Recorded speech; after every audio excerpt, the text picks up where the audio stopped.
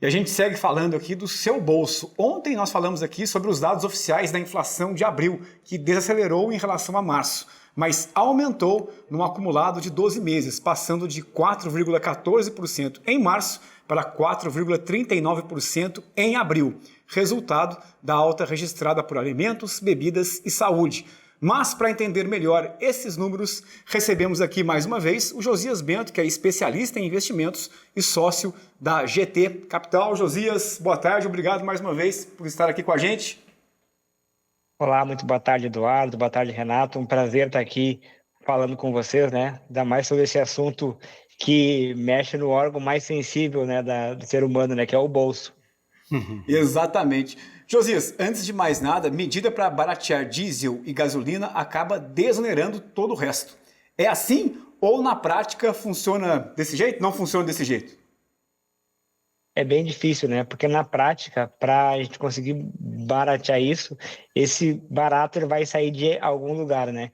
E muitas vezes ele sai dos gastos do governo. Quando ele faz isso, ele barateia um lado em relação a diesel, gasolina, combustíveis, e do outro lado ele aumenta os seus custos. E aumentando os seus custos, a gente tem um aumento de inflação também.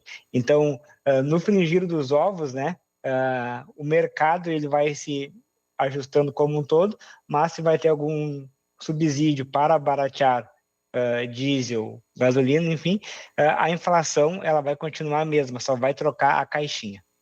Josias, boa tarde para você, muito obrigado pela presença. O Grupo Alimentação e Bebidas, a gente viu, né, e falamos ontem inclusive sobre isso, foi o que mais pressionou o índice de inflação no mês. Quais fatores ajudam a explicar a alta dos alimentos básicos consumidos dentro de casa? E olha que tá caro, viu? Tá, exatamente. Foi uma espécie de um efeito cascata, né? A gente tem o conflito internacional lá que mexe com o preço do petróleo, né? O Estreito de Hormuz estando fechado, o preço ele aumenta. Então esse preço faz com que a inflação, principalmente de alimentos e bebidas, ela suba um pouquinho mais. Tem esse ponto. O outro ponto também é de alguns alimentos, principalmente o feijão, que a gente consome bastante dentro de casa, e a parte de aves ali tiveram seu preço um pouquinho mais elevado em relação à sua safra, tá? Então o feijão, o estado que produz mais no Brasil é o Paraná, e ele já está sofrendo de uma certa geada, tá? Nesse momento. Então a colheita do feijão foi um pouco prejudicada e aí fez com que os preços em abril fossem um pouquinho mais elevados. Josias, medicamentos, produtos de higiene também impactam diretamente o orçamento das famílias, né? Tem explicação para esse aumento também?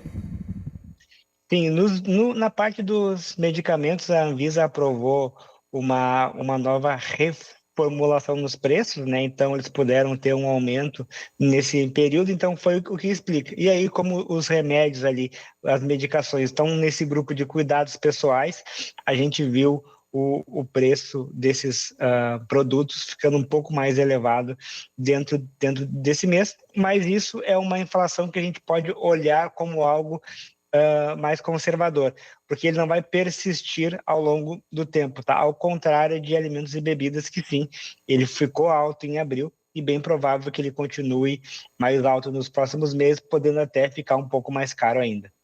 Josias, a gente está falando até agora daqueles alimentos que subiram, né, pressionaram a inflação, mas também tiveram alimentos que reduziram os preços, né, caíram.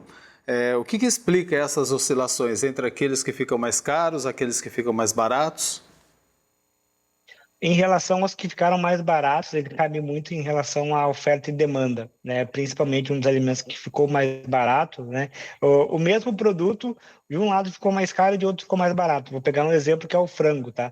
O frango em pedaços, medido pelo IBGE, ele ficou mais barato, porque aumentou a sua demanda.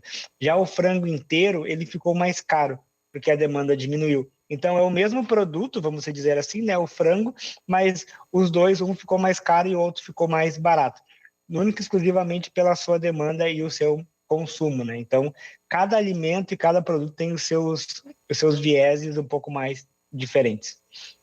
Josias, para a gente terminar, dá para fazer uma expectativa aí do cenário da inflação para os próximos meses? O consumidor pode esperar uma maior variação de preços, outros aumentos? Eu acredito que sim, né? Saiu na última semana a ata do Copom, que é do Comitê de Políticas Monetárias ali, e ele previu uma inflação para fechar o ano na casa dos 4,60, tá? Eu acho que essa inflação ela pode vir um pouco mais elevada ainda, principalmente porque a gente não tem uma definição de quando o conflito entre Estados Unidos e Irã ele vai se encerrar, para a gente ter um preço de petróleo, enfim, um pouco mais baixo e uma inflação mais controlada no Brasil. Nos Estados Unidos também veio com uma inflação um pouco maior, e tudo isso impacta na gente, que somos um país emergente, tá? Então, como a gente produz muito para esses países, o nosso preço é definido muito pela parte global. Eu acredito que a gente vai ter uma inflação um pouco mais elevada para os próximos meses. Vai depender muito na parte de alimentos e bebidas, a gente acompanhar essa safra de meio de ano. Se vier uma safra muito boa e muito mais forte do que as últimas, pode ser que a gente consiga arrefecer um pouco mais a parte de inflação, mas não adianta vir uma safra muito boa com o preço do combustível muito elevado.